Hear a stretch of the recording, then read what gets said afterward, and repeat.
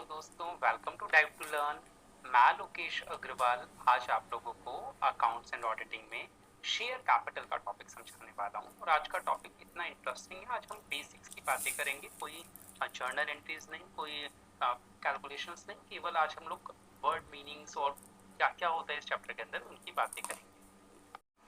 दोस्तों, अगर आपने अभी तक डाइव टू लर्न चैनल को सब्सक्राइब नहीं किया है तो इसे अभी सब्सक्राइब करें और हमारी वीडियोस की नोटिफिकेशंस को पाने के लिए बेल आइकन को जरूर क्लिक करें। आपको मेरी वीडियो पसंद आने वाली है, इसे अभी लाइक कर दें, बाद में आप भूल जाते हैं। और हाँ, अगर आपके दोस्तों के लिए भी उन ज़रूरी समझें तो उनके साथ भी इस वीडियो को शेयर करें। और दोस्तों, कमेंट करना बिल्कुल ना भूलें, ये हमारे लिए बहुत इंपॉर्टेंट होता है। तो दोस्तों शुरू करते हैं अकाउंटिंग फॉर शेयर कैपिटल। इसमें हम सबसे पहले बात करते हैं शेयर कैपिटल की। शेयर कैपिटल के मीनिंग की बात करते हैं। Share capital means the capital raised bye the company by the issue of share. हम सब लोग जानते हैं कि भाई जब कंपनी को पैसों की ज़रूरत होती है तो वो क्या करती है, पब्लिक के बीच में यानी आम जनता को, पब्लिक को अपनी कंपनी की हिस्सेदारी बेचती है यानी शेयर इशू करती है। उसे बोलते हैं शेयर कैपिटल, यानी कैपिटल में हिस्सेदारी देना, उसे बोलेंगे शेयर कैपिटल। अब इसके टाइप्स क्या होते हैं उसके बारे में बात करते हैं। टाइप्स, अब ध्यान से सुनना। आपको क्या लगता है कि शेयर के टाइप्स और शेयर कैपिटल के टाइप्स एक ही चीज़ हैं, जबकि माइंडेड ये दोनों चीज़ें अलग अलग हैं। शेयर के टाइप्स होते हैं प्रेफरेंस शेयर और इक्विटी शेयर्स, बताऊंगा उसके बारे में, और भी कुछ अलग होते हैं। लेकिन यहाँ हम बात करें शेयर कैपिटल के टाइप्स की। ठीक है, तो शेयर कैपिटल के टाइप्स क्या होते हैं, जरा उनकी चर्चा करते हैं। पहला, ऑथोराइज्ड कैपिटल। क्या होता है इसके बारे में सुनिएगा। देखिए, जब भी कोई कंपनी अपना मेमोरेंडम बनाती है, एमओए बनाती है, तो कंपनी को है ना, रजिस्ट्रार को ये बताना पड़ता है कि during the life time of a company उसे कितने रुपए की मैक्सिमम कैपिटल की रिक्वायरमेंट पड़ सकती है। जरूरी नहीं है कि आप लोग जितना रजिस्ट्रार को बताओ उतने ही रुपए को इशू कर दो तुरंत ही, लेकिन ये वो मैक्सिमम अमाउंट होती है जितने के लिए आपको ऑथराइजेशन लेना पड़ता है। ऑथराइजेशन यानी रजिस्ट्रेशन करवाना पड़ता है। ठीक है, आप उससे ज़्यादा की कैपिटल कभी भी मार्केट में इशू नहीं कर सकते। फिर सवाल ये आता है कि क्या सर, अगर लाइफ में दोबारा कभी ज़रूरत पड़ी तो क्या बढ़वा सकते हैं? जी हाँ, रजिस्ट्रार के पास दोबारा एक एप्लीकेशन देके आप अपनी ऑथराइज कैपिटल को बढ़वा सकते हो, बट आपको सेफर साइड पे रहने के लिए पहले से ही अपनी कैपिटल मैक्सिमम रख लेनी चाहिए, जितना भी आपको लगता है। दूसरी कैपिटल आती है इशूड कैपिटल। मान लीजिए आपने ऑथोराइज करवाए थे कि हमें है ना टोटल 5 करोड़ रुपए की जरूरत पड़ेगी, तो हमारे 5 लाख शेयर थे 100 रुपए वाले, 5 lakh share of ₹100 each. 5 crore की हमने ऑथराइजेशन ले ली थी। ठीक है, अब जरूरी नहीं है कि ये पूरे 5 लाख शेयर जो हैं ये मैं एक ही बारी में इशू कर दूं। इशूड कैपिटल का मतलब होता है कि आपने पब्लिक को कितने रुपए के शेयर इशू ऑफर किए हैं। तो जरूरी नहीं है सारे 5 लाख कर दो, हो सकता है आप 4 लाख या 3 लाख इशू करो। ठीक है, मान लीजिए आपने केवल 3 लाख शेयर इशू किए 100 वाले, तो आपकी इशूड कैपिटल कितनी हो गई? 3 लाख रुपए। ठीक है, सब्सक्राइब्ड कैपिटल क्या होता है? देखो, सब्सक्राइब का मतलब होता है लोगों ने खरीदे कितने। ठीक है, आपने तो 3 लाख शेयर इशू कर दिए थे, लेकिन क्या जरूरी है लोग भी पूरे 3 लाख खरीद लें? जी नहीं। 3 लाख शेयर खरीदे, हो सकता है उन्होंने कम खरीदे हो, 2.5 लाख शेयर ही खरीदे हो। तो सब्सक्राइब्ड क्या होता है? जितना पब्लिक ने खरीदा, सब्सक्राइब किया आपके शेयर को। तो 2.5 लाख शेयर 100 रुपए वाले, यानी 2.5 करोड़ रुपए की सब्सक्राइब्ड कैपिटल हो गई। एक इंपॉर्टेंट पॉइंट बताऊंगा, सुनना जरा। अगर आपको लगता है ना कि आपको आता है तो भी सुनना, आप लोगों को इंपॉर्टेंट पॉइंट बताऊंगा अभी। कॉल्ड अप कैपिटल क्या होता है? कॉल्ड अप कैपिटल का मतलब होता है कि ये जो 2.5 लाख शेयर थे ना, एक शेयर 100 का था, तो जरूरी थोड़ी है कि आप पूरे 100 रुपए एक ही बारी में ले लो। आप इसे टुकड़ों में ले सकते हो ना, आपको अच्छे से पता है। तो अब मान लो अभी तक अगर आपने साल के एंड तक 70 रुपए मांगे हर शेयर पे, तो आपकी कॉल्ड अप कैपिटल या 60 रुपए मांगे हैं, तो कॉल्ड अप कैपिटल कितनी हो जाएगी? 2.5 लाख शेयर थे जिन पे 60 रुपए मांगे। कॉल करने का मतलब मांगना, तो 2.5 लाख इंटू 60 कितना हो जाएगा? 1.5 करोड़ रुपए की कैपिटल हो जाएगी। पेड अप कैपिटल किसको बोलते हैं? पेड अप कैपिटल का मतलब होता है जितना लोगों ने पे किया, यानी कि हमने तो मांगे थे 1.5 करोड़ रुपए, लेकिन जरूरी थोड़ी है पूरे पैसे मिल जाएं। हो सकता है किसी बंदे से कम पैसे मिले हो। तो पेड अप कैपिटल का मतलब होता है कि मिला कितना। मान लो 2.5 लाख में से 50,000 शेयर ऐसे थे जिन लोगों ने हमें 6 रुपए नहीं दिए, या कोई रकम कम दी 1 रुपए की, तो उतने रुपए कम कर देने से जो कैपिटल बचती है उसे पेड अप कैपिटल बोलते हैं। अब वो इंपॉर्टेंट पॉइंट की बात करता हूं। ठीक है दोस्तों, इंपॉर्टेंट पॉइंट में अगर मैं कहूं तो ध्यान से सुनिएगा। जो सबसे बड़ी वैल्यू होती है वो होती है ऑथोराइज्ड कैपिटल की। इशूड कैपिटल उससे कम या उसके बराबर हो सकती है ऑथोराइज्ड के। सब्सक्राइब्ड कैपिटल ऑथोराइज्ड और इशूड दोनों से छोटी या दोनों के बराबर हो सकती है। कॉल्ड अप कैपिटल सब्सक्राइब से छोटी या उसके बराबर हो सकती है, और पेड अप कैपिटल इन सबसे छोटी होती है या इनके बराबर हो सकती है। यानी अगर मैं यहाँ पे बताऊं तो ऑथोराइज्ड कैपिटल जो है वो हमारी बड़ी होती है या बराबर होती है इशूड कैपिटल के, जो बड़ी होती है या बराबर होती है सब्सक्राइब्ड कैपिटल के, जो बड़ी होती है या बराबर होती है कॉल्ड अप कैपिटल के। ठीक है, तो दोस्तों इस तरीके से आप इसे समझ सकते हैं। ठीक है, अब आगे बात करते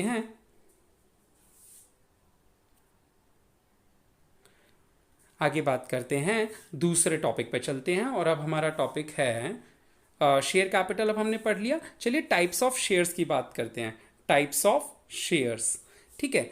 टाइप्स ऑफ शेयर्स में अगर हम बात करें तो सबसे पहले बात करते हैं इक्विटी शेयर्स की। इक्विटी शेयर्स क्या होते हैं? It represents ownership position in a company. Mind the word ownership. Ownership का मतलब है कि आप जब इक्विटी शेयर कंपनी के इशू करते हैं तो जो आपके कंपनी के इक्विटी शेयर खरीद रहे हैं वो कंपनी के मालिक हैं। उनकी कंपनी में हिस्सेदारी है, डिसीजन पावर है उनके पास। ठीक है। प्रेफरेंस शेयर क्या होते हैं? Preference share are those which have preferential rights. Preferential right किस चीज का प्रेफरेंशियल राइट है? To the payment of dividend during the year, the life time of the company, and a preferential right to return of capital. दो चीजों का preferential right. Preferential मतलब प्राथमिक। ठीक है, तो उनके पास दो प्रेफरेंशियल राइट हैं। एक तो क्या, किस चीज का? कि जब भी कंपनी डिविडेंड डिक्लेयर करेगी तो सबसे पहले इनको देगी। दूसरा, जब कंपनी वाइंड अप होगी, पैसे वापस चुकाने होंगे तो सबसे पहले इनको चुकाएगी। ये तो थे इक्विटी शेयर, प्रेफरेंस शेयर। इनके अलावा भी कुछ स्पेशल टाइप ऑफ शेयर्स होते हैं, जैसे कि बोनस शेयर्स, राइट शेयर्स और स्वेट इक्विटी शेयर्स। जानना चाहेंगे ये क्या होते हैं? बोनस शेयर्स, लोगों को इनके बारे में भी नहीं पता होता। कई बार ग्रेजुएशन में सवाल कर रहे होते हैं और पूछते हैं कि बोनस शेयर क्या है, राइट शेयर क्या है, ये नहीं पता होता, तो सुन लीजिएगा एक बार। बोनस शेयर वो शेयर जो बिल्कुल फ्री ऑफ कॉस्ट, यानी जिनके लिए 1 रुपया भी शेयर होल्डर से नहीं लिया गया, क्योंकि शेयर होल्डर के पास पुराने शेयर्स थे और कंपनी के पास बहुत सारे रिजर्व्स या बहुत ज़्यादा प्रॉफिट इकट्ठा हो गया था, तो कंपनी पुराने शेयर होल्डर्स को बिना कोई पैसा लिए फ्री में जो शेयर्स दे देती है वो होते हैं बोनस शेयर्स। राइट शेयर्स क्या होते हैं? राइट शेयर्स भी इसी तरह पुराने शेयर होल्डर्स को ही दिए जाते हैं, लेकिन थोड़ा मार्केट प्राइस से कम। ध्यान से सुनिए, मैंने फेस वैल्यू से कम नहीं बोला है। अगर एक शेयर 100 का है, कंपनी राइट शेयर उनको 150 का भी इशू कर सकती है। अब आप कहेंगे ये तो महंगा पड़ गया। जी नहीं, राइट शेयर जो होता है वो मार्केट प्राइस से सस्ता होता है। यानी बाजार में अगर अब जो कंपनी की कीमत है या जिसने में शेयर बिक रहा है उस वैल्यू से कम वैल्यू पे राइट शेयर आपको मिल जाता है, अगर आप कंपनी के पुराने शेयर होल्डर हैं तो। ठीक है, इसमें आपको कंपनी को थोड़ा सा पैसा चुकाना होता है। यानी राइट शेयर में कंपनी आपसे थोड़ा पैसा लेती है। जैसे मान लीजिए 130 का इशू किया तो 20 रुपये ले लिए, या ऐसे कुछ कम रकम आपसे रिकवर कर लेती है। बोनस शेयर बिल्कुल फ्री में दिए जाते हैं, राइट शेयर के बदले में आपसे थोड़े से पैसे लिए जाते हैं। ठीक है। स्वेट इक्विटी शेयर्स क्या होता है? देखिए, मेरे को इसको याद करने का तरीका, मैं हिंदी मीडियम से था बचपन से, तो स्वेट इक्विटी मैंने याद किया कि स्वेट पसीना, यानी मेहनत मजदूर को जो शेयर दिया जाता है। यानी ये कंपनी के एम्प्लॉय जो ज़िंदगी भर पसीना बहा के कंपनी को मेहनत करके कमा के दिखाते हैं, उन्हें जो पैसे दिए जाते हैं उसे बोलते हैं स्वेट इक्विटी शेयर्स। देखो, स्वेट इक्विटी यानी उनकी मेहनत के बदले दिए जाने वाला, जो सैलरी तो देते ही देते हैं, उनको अलग से शेयर भी दे देते हैं कि आप इस कंपनी के शेयर्स ले लो, वो होते हैं स्वेट इक्विटी शेयर्स। तो आपको ये टॉपिक समझ में आ गया होगा। तो अब हम आगे बढ़ते हैं और दूसरा टॉपिक लेते हैं कि शेयर्स का मीनिंग। तो मैंने बता ही दिया था ना शेयर का मीनिंग क्या होता है। आइए शेयर का मीनिंग भी सुन लेते हैं। One of the units into which total capital is divided. मान लो पूरी कंपनी की कैपिटल कितनी? 5 करोड़। एक शेयर 100 रुपए का, तो कितने शेयर होंगे? 5 लाख शेयर्स होंगे। ठीक है, तो ये भी आपको क्लियर हो गया होगा। चलिए आगे बढ़ते हैं। अब हम दूसरा टॉपिक देखते हैं इसके अंदर कि पब्लिक जब सब्सक्राइब करती है तो किस तरीके से सब्सक्रिप्शन आ सकता है। ठीक है, तो पब्लिक सब्सक्रिप्शन के अंदर देखते हैं क्या क्या आता है। Public subscription, over subscription, the number of shares applied for is more than the number of shares offered for issue. ठीक है, ओवर सब्सक्रिप्शन से पहले चलो एक काम करते हैं, अंडर सब्सक्रिप्शन समझाता हूं आप लोगों को। अंडर सब्सक्रिप्शन के अंदर the number of shares applied for is less than the number of shares offered for issue. मान लो आपने टोटल 5 लाख शेयर इशू किए थे, ठीक है, तो 5 लाख शेयर इशू किए आपने और सब्सक्रिप्शन के लिए फॉर्म आए, लोग इंटरेस्टेड ही नहीं थे अपनी आपकी कंपनी में, 4 लाख शेयर्स के ही फॉर्म आए, तो इसको क्या बोलते हैं? Under subscription. जब इशू ज्यादा हो और लोगों का सब्सक्रिप्शन कम हो तो वो अंडर सब्सक्रिप्शन है। ओवर सब्सक्रिप्शन किसको बोलते हैं? ओवर सब्सक्रिप्शन होता है the number of shares applied for is more than the number of shares offered for issue. जब आप लोगों ने इशू तो किए 5 लाख, लेकिन लोग बहुत इंटरेस्टेड हैं आपके शेयर्स खरीदने में और एप्लीकेशंस आ रही हैं, धुआंधार एप्लीकेशंस आ रही हैं, तो उसे बोलते हैं ओवर सब्सक्रिप्शन। 6 लाख एप्लीकेशंस आ गई, 8 लाख एप्लीकेशन आ गई, यानी इशूड से अगर एक भी ज़्यादा आ जाए, अगर 5 लाख एक एप्लीकेशन भी आ गई तो उसे क्या बोलेंगे? Over subscription. लोगों ने ज़्यादा खरीद लिया, नाम से ही स्पष्ट हो रहा है बिल्कुल, ठीक है। चलिए अगले टॉपिक पे चलते हैं। अब बात करेंगे हम लोग किस चीज़ की बात करें? चलो प्राइवेट प्लेसमेंट की बात करते हैं। प्राइवेट प्लेसमेंट ऑफ शेयर्स क्या होता है? प्राइवेट प्लेसमेंट ऑफ शेयर्स में एनी ऑफर ऑफ सिक्योरिटीज और invitation to subscribe the securities to a selected group of persons of a company.